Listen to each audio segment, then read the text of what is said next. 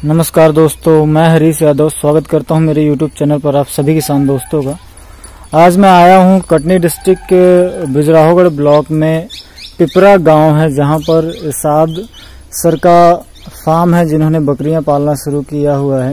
ये फैशन की शॉप भी थी, इनकी गारमेंट्स की शॉप थी इलाहाबाद में। वहां से कैसे इन्होंने बकरी पालन की तरफ रुझान दिखाया है, आज मैं इनसे जानूंगा, इनसे पूरी जानकारी लूंगा कि कैसे बकरी फार्म में इनका इंटरेस्ट आया, कैसे ये बकरी की तरफ आए और क्या क्या परेशानियां इन्हें पिछले 6 महीने में झेलनी पड़ी हैं।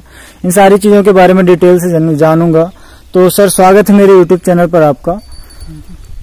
तो मैं सबसे पहले जानना चाहूंगा सर, इससे पहले आप क्या करते थे? इससे पहले हमारी शॉप थी इलाहाबाद में गारमेंट की, सिविल लाइंस पर, और वो काफी अच्छी चलती थी। लेकिन हमारा इंटरेस्ट बकरा पालन में था और हमें ये शौक भी था, तो वो अभी हमने फिलहाल बंद कर दी है। शॉप बंद कर दी, क्या बोल सकते, अपने भाइयों को वहाँ पर दे दी है और हम यहाँ पर अपना शहर, अपना घर छोड़कर यहाँ पर आकर बसे हुए हैं।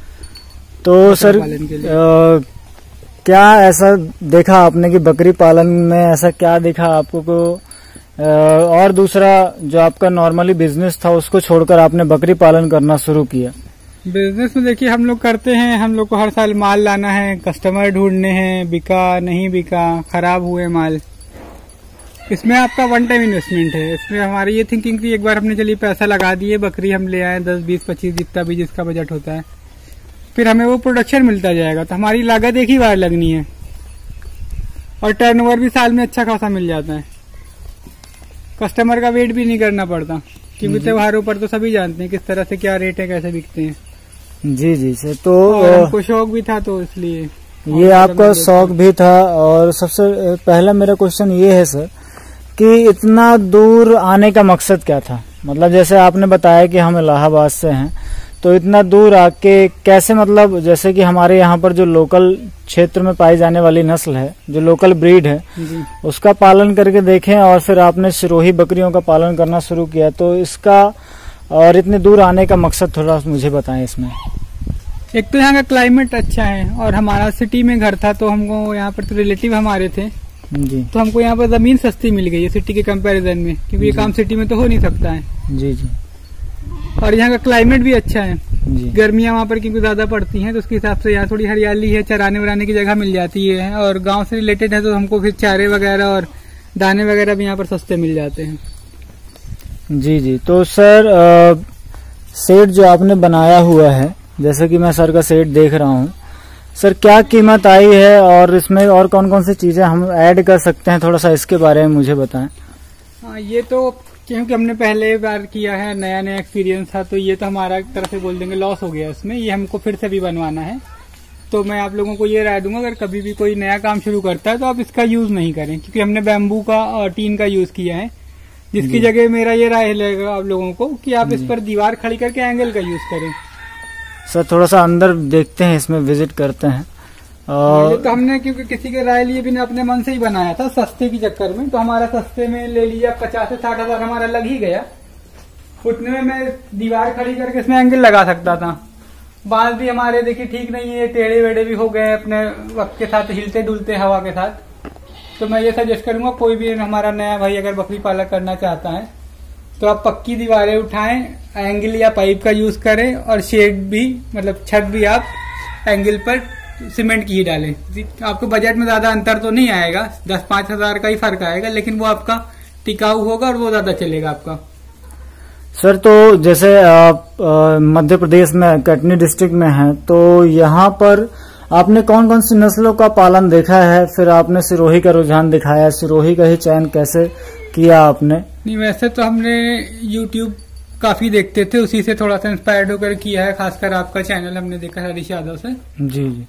और यहाँ पर तो देसी नस्ल वैसे चलती है, लेकिन हमने क्योंकि उसमें इंटरेस्टेड नहीं थे, हमें क्योंकि कुछ अच्छा और बड़ा करना था, तो इसलिए हमने सिरोही का चयन किया।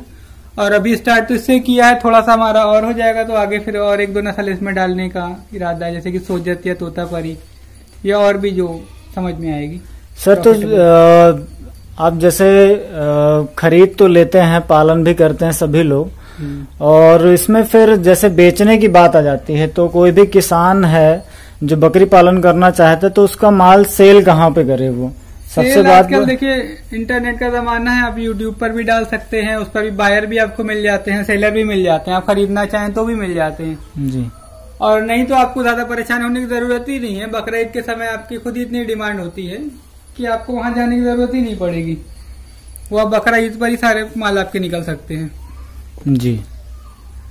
तो सर मेरा नेक्स्ट क्वेश्चन ये है कि कोई भी अगर नया किसान है तो कम से कम कितनी बकरियों के साथ अपना फार्म जो है वो शुरू करना चाहिए उसको? अगर नया किसान है, जानकारी कोई नहीं है, तो उसको 10 बकरियां तो शुरू करना चाहिए और उनका जैसे जैसे एक्सपीरियंस बढ़ता जाता है वैसे वैसे वो अपनी बकरियां बढ़ा सकते हैं। और बकरियां किस उम्र की होनी चाहिए सर, मैं ये जानना चाहूंगा। बकरियां आपकी 10 से 15 महीने की। 10 से 15 महीने की जी। और ब्रीडर आपका होना चाहिए 18 से 22 महीने का। जी जी।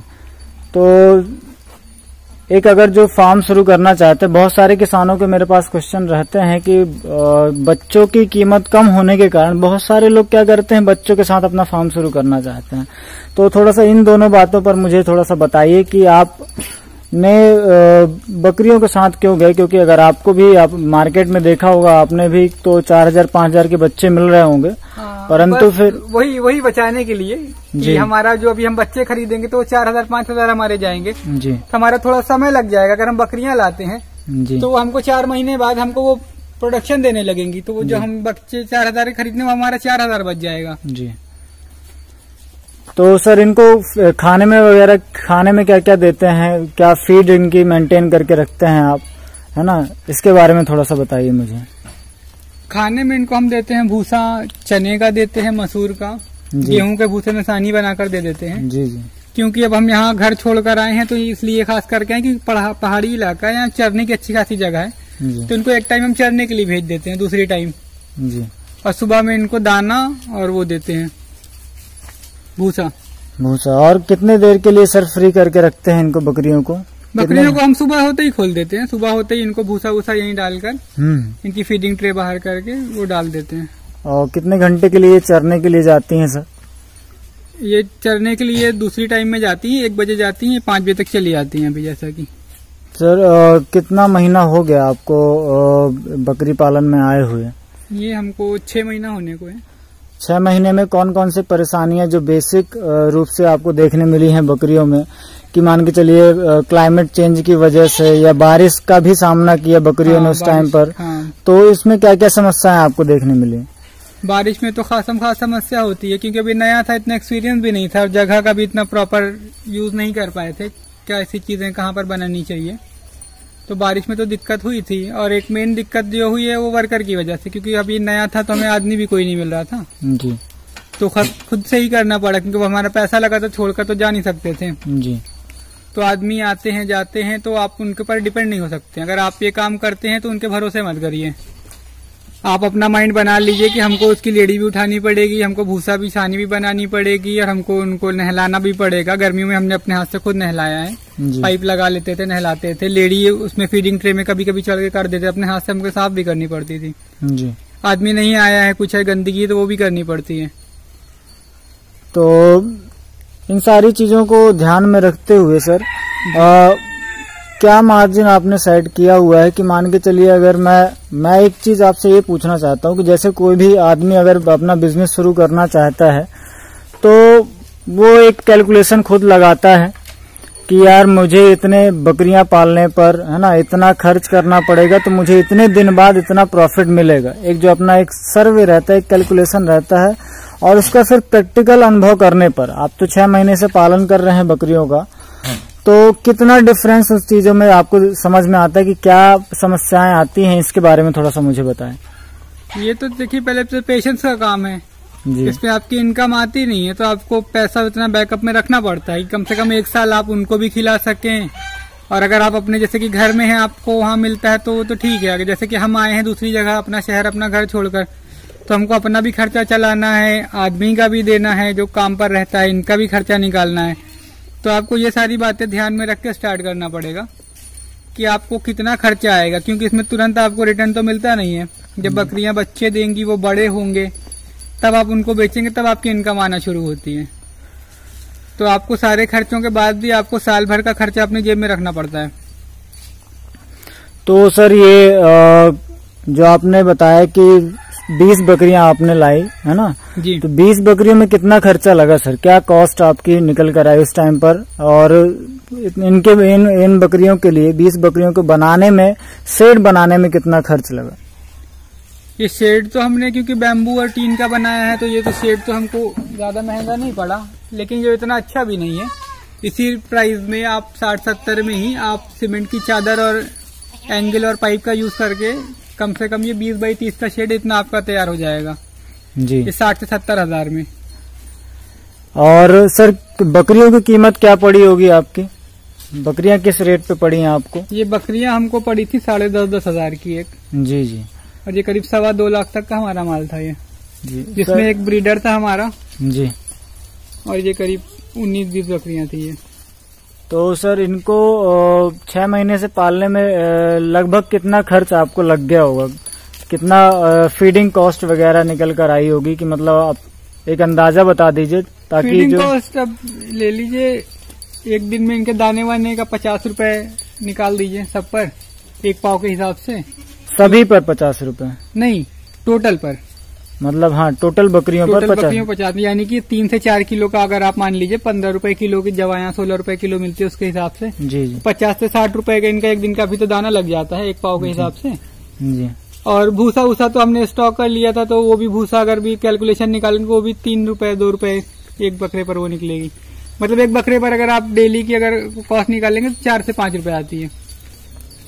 क्योंकि ये बहुत सारे लोगों का कहना रहता है कि 4 से 5 रुपए में कैसे फीडिंग कॉस्ट बन सकती है या फीडिंग कैसे निकाल सकते हैं, क्योंकि मान के चलिए जो ड्राई घास ये भूसा ही है वो 3 रुपए 4 रुपए निकल कर आता है। नहीं वो तो सस्ता पड़ता है आपको, वो तो हमको 1000 रुपए का एक ट्रॉली मिला था यहाँ पर। मतलब आप किलो में भी लेंगे तो शायद 1 रुपए किलो से भी कम का पड़ेगा वो आपका। जी, जो आपने यहाँ पर, और एक बकरी के लिए एक दिन में 2 से 2.5 किलो पर्याप्त होता है। 2 से 2.5 किलो उसके लिए पर्याप्त है। जी जी, तो सर सप्लीमेंट में क्या क्या दे रहे हैं? जैसे दाने की बात करें तो दाने में तो इस वक्त चना काफी महंगा है तो वो हम दे नहीं पा रहे हैं, देने का हमारा इच्छा तो है, लेकिन वो अभी जब हमारे बकरे आएंगे वो तैयारी पर रहेंगे तो उनको हम चने खिलाएंगे। अभी हमको मक्का सस्ता मिल जाता है यहाँ, 15 से 18 के बीच में मिल जाता है, जवा मिल जाता है, गेहूं मिल जाता है जी। और कुछ हम यहाँ से मतलब गांव के जो हैं किसान उनके यहाँ जो दाने वाने जो वेस्ट होते हैं वो ले लेते हैं जी। तो सर नए किसानों के लिए आपके लिए क्या सलाह है कि अगर जो बकरी पालन करना चाहते हैं तो कम से कम कितनी बकरियों के साथ करना चाहिए? क्या एक एस्टिमेट उनके दिमाग में होना चाहिए ताकि आने वाले जो किसान हैं उनको एक थोड़ा सा सलाह मिल सके? एक आपकी तरफ से क्या सजेशन है? स्टार्टिंग आपको करनी है तो कम से कम 10 बकरियों से स्टार्ट कीजिए जी, और फिर आपको जैसे कि आप जितना भी आपका वो धीरे धीरे उसको बढ़ा सकते हैं कि 6 महीने बाद आप पूरे एक्सपीरियंस इनकी मेडिसिन वगैरह और इनकी फीडिंग वगैरह का सब आपको आइडिया हो जाएगा। तब उसके बाद आप जितना भी चाहें जो आपका बजट हो 20-25 आप तब ला सकते हैं। इकट्ठा आप नहीं लाएं, आप 10 से पहले एक्सपीरियंस कर लें कम से कम 3 से 4 महीने का जी। और जब आपकी रूटीन बन जाए, सब चीजें समझ में आ जाए आपको, उनका खाना पीना खर्चा, तब आप फिर जितने चाहें उतने ला सकते हैं। जी जी सर, मैं इनसे और जुड़ा रहूंगा, इनसे जानकारी, इनका एक्सपीरियंस लेता रहूंगा। तो दोस्तों ये वीडियो, ये जानकारी आपको कैसी लगी मुझे कमेंट करके जरूर बताएं, और बकरी पालन से संबंधित जो भी जानकारी चाहिए हो वो मुझे आप मेरे नंबर पर भी कांटेक्ट कर सकते हैं। चैनल को सब्सक्राइब नहीं किया तो सब्सक्राइब जरूर करें और ज्यादा से ज्यादा लोगों तक शेयर करें। Thank you very much.